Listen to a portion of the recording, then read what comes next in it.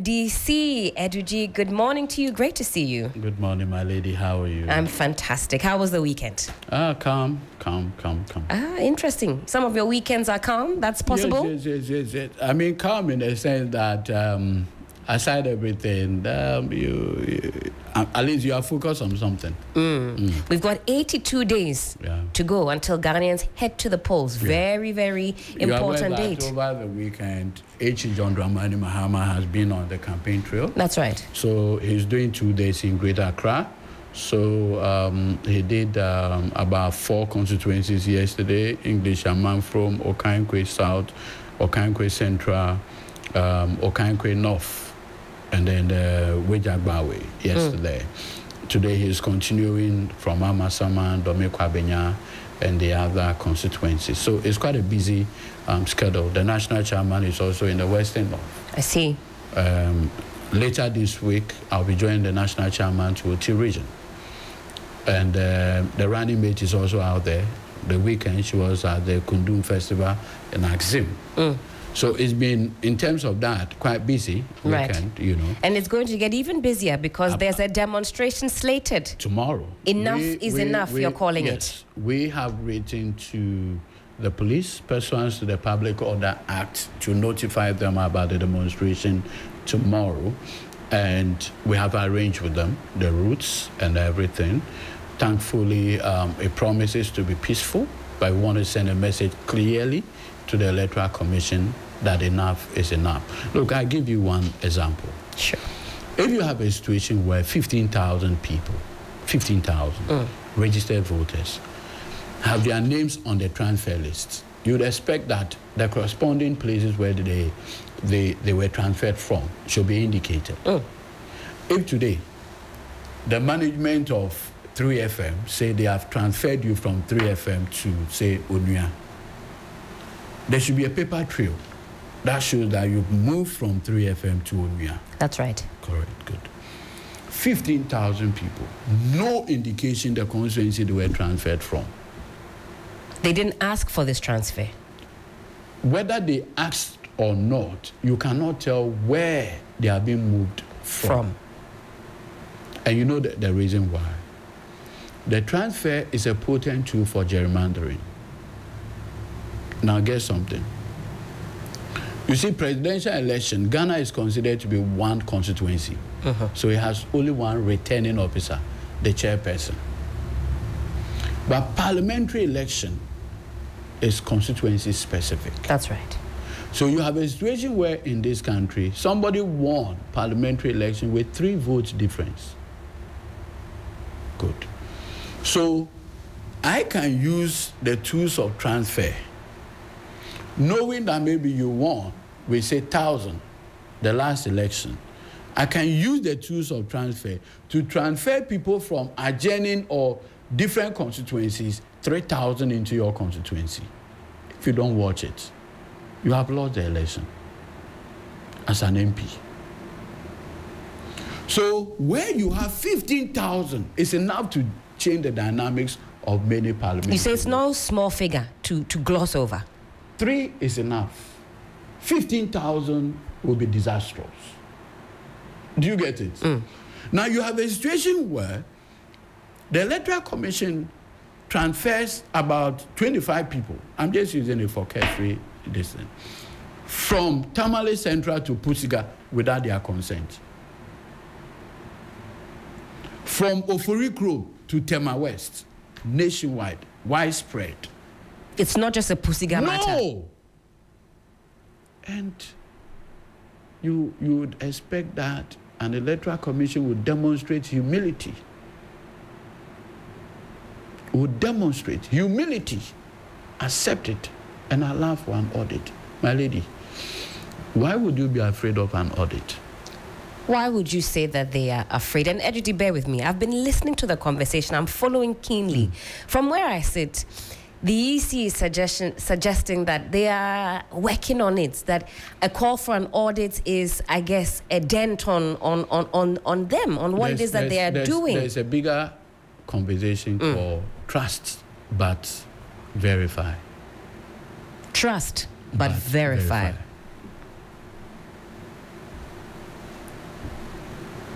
That means there's some wiggle room for mistrust. Already it has been established. How could somebody's name be transferred without the person's consent? That's a trust issue. Now, the person who had created this trust issue says, trust me to fix it. How do you verify that he has fixed it? I'm asking you. Listen, you have created a problem. Now, I come to you that this is the problem you have. You concede that, That's yes, right. I see some discrepancies. But trust me to resolve the discrepancies that I have created. You can trust the person. But wouldn't you verify? That verification is the audit. To be independently. So MPP will be here, NDC will be here, Ellen and your media people will send a rep. Everybody will see. Correct. And I'll tell you something more even serious. In the 2020 election, there was a gentleman called Apiahene, Dr. Apiahene. He is a lecturer in computer engineering or computer science at UNE, the University of Energy and Whatever Resources in Sunyani Fiapre. He's an MPP communicator, like I do. Right. So in 2020, they created regional coalition centers. He was Akufo-Addo's rep at the regional coalition center. We woke up one morning, Akufo-Addo had appointed that person as a commissioner of an independent constitutional body. When you trust such a person, won't you verify? A known MPP. In fact, he was Akufo-Addo's rep at the regional coalition center. Less than 2 years, you make him a commissioner. Which football team do you support? Crystal Palace. Crystal Palace, good. So Crystal Palace is about to play Chelsea. A known Chelsea fan is made the referee. You can say, oh, you'll be fair. But who decides a penalty? The ref. Who decides an offside? The ref. So if you have a Chelsea fan to decide when your player is knocked down in the 18, what will be the possible outcome? You say you can't begrudge anybody the opinion that this individual will not be acting on their inherent bias. Apparently, he is human. He has his biases. He is human. He had deep support for MPP. Then you say, let him go and referee a fight between NDC and MPP. Bizarre. Absurd. Let's put that aside. Election is also about technology.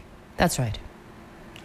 The more complex the technology, the more worrying it becomes. Correct. So Jane Mensah, Bosman Asari, and the commission decided to recruit 2 IT consultants. They recruited 2 people. One, when I talk, I give you names. You can go and verify. Dr. Oforiaje and Yakwachi. Yakwachi basically does the day-to-day runnings for Madam Jane Mensah and the commission. He's always in the office there, just by the National Cathedral side. Kwachi's father was a personal assistant to Nanado, Amfo Kwachi. How do you want me to trust him? What are the login protocols? Who can enter and who cannot? Under what circumstance? So, for instance, me, when I was growing up, my late father had this thing that he always tells us. He said, when 2 people go to set a trap, 1 person doesn't go to check. No. Trust issues. He said, when you go and you come back and you tell the other person that, oh, you went to check the trap. When you went there, you saw the leg of a grass cutter in the trap. It's true. It may be true. Because usually, depending on the trap and the impact, it can cut the leg. That's right. the animal will still struggle a bit away and possibly run away. So when you go and the leg is there, it may be true. But would the other person ever trust you? That when you went there, it was only the leg that you found in the trap? So my late father always tells me that in life, as you move on, this should guide you. When you are two and you set a trap, avoid going to check the trap alone. If you want to build what? Trust. So the issue here is trust. And that's why the NDC says enough is enough. The demonstration is tomorrow. Where are you starting from? So if I check the route, you know, usually, traditionally, our demonstration starts from our brass sports and stuff. So we'll do, and finally we'll end and present a petition. Look, my dear, our democracy is being put to a test. And we must all speak up. I don't have any country. I have a wife, 3 beautiful daughters. I can't run to anywhere with them. All we want is the right thing to be done. That's all. What are you hoping will be the outcome tomorrow when everything is said and done after the demonstration? What impact really does the NDC envision that this demonstration will have? The EC would allow for the audit. They are underestimating the resolve of Ghanaians. Let's see tomorrow. Tomorrow, the Electoral Commission established by the Constitution 1992 regarding its independence, admittedly, it's not independent from transparency. It's not independent from accountability. It's not independent from probity. Look, when the NDC made, and I always say this, the accounts, yes, Otrofo no nia dance, and I don't say it was that a witness. Yes, it's only a liar that doesn't have a witness. Oh, me, witness one, we saying your witness is dead. Like, seriously? So when we first made a request for this audit, we first met them. We requested that they should allow media what? Presence. Yes. So that the media will carry. So that if our claim is vexatious, without basis, all Ghanaians will have the benefit. The EC said you should have given them a chance. They wanted to speak with you man to man before any other interference from the media. They said they wanted to speak with you one-on-one before you invite. They wanted to know what was your motive for coming to the table with the press. They said, we wanted to speak with you. Let's talk. What does the press do? Do you stage a coup? The press. Do you stage a coup? No. Do you kill? No. Are you engaged in murder? Absolutely not. Is it not to inform? Absolutely. Entertain, educate, core principles underpinning the 1992 Constitution: probity, accountability, transparency. Are they not the core things that you provide? Absolutely. When you sit here, you ask questions, you probe, probity. You ask people to account for their stewardship. You ask for transparency. So when the media is there, Edwigi is cross-examining the director IT, the media will hear. I will hear at home. If I'm asking frivolous questions, won't that become apparent? If why I came to you is without basis, won't that become apparent? That's how you carry the viewer can judge for him or herself. Bam! Why would any man be afraid of the media? You use the word afraid. You have something to hide, do you? Simple. So tomorrow, you say the demonstration is on. I wanted to ask, you say the routes have been agreed with the Ghana Police Service. Were there any issues that came up? Typically, we see that when there are demonstrations, no. Strangely, this one, there was no search. Remarkably so. And we are doing it in all the 16 regions. I want you to personally cover it tomorrow and see the resolve of the people of this country for the right thing to be done. Look, if you have nothing to hide, Madam Jane Mensah, we know she has a lot to hide. Her protocols are compromised. Are you speaking just about the missing BVDs that have been... Her protocols are compromised.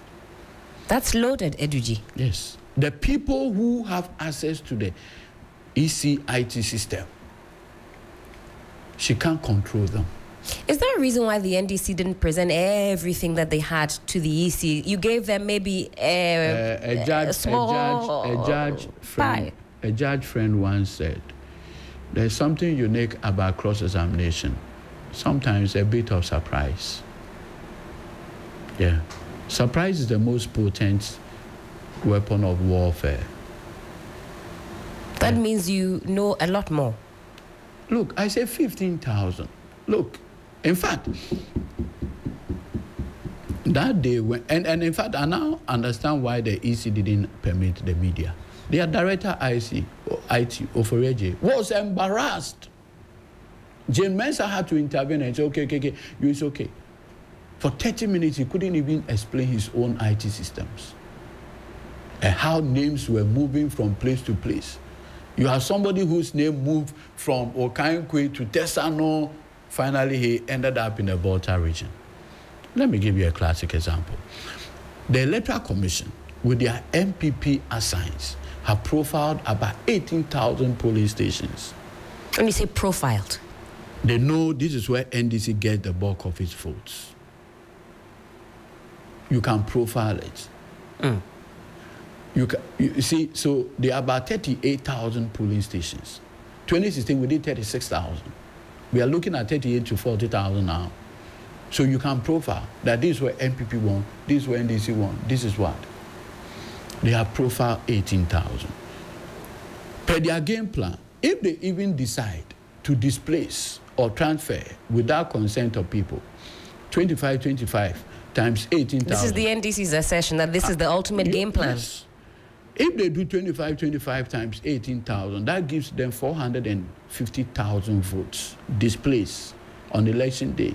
People will be running, wanting to find out, where's my name? That sounds like a recipe for chaos. Exactly. Will the ECB wanting to have that type of fracas on their hands on December 7th? And that is what we have already found. Imagine the 25 going to Tamale Central on the day of election, only to be told that your name is now in Pusiga. Do you know what we are talking about? Are you saying the EC doesn't know the implications of having Ghanaians running helter-skelter? Because, I mean, just picture that, Ejuji, this picture you're painting for us. So why do you think they will do that? Why? Why? Any sane person won't do it. Look, we've gotten to the point where we need to call people out. And that's what tomorrow's activity will do. Eduji, we watch this space very keenly, very closely. Tomorrow, I know you've got a busy day ahead. And for all of you asking, what does the NDC have up its sleeve? Tomorrow, the demonstration is set. Enough is enough. The Constitution permits the right to demonstrate. In fact, Absolutely. The NPP went to court in the case of NPP IGP to assert this constitutional right to demonstrate. And that's what we are going to rely on tomorrow. Have a fantastic day. Have a blessed day and a week ahead.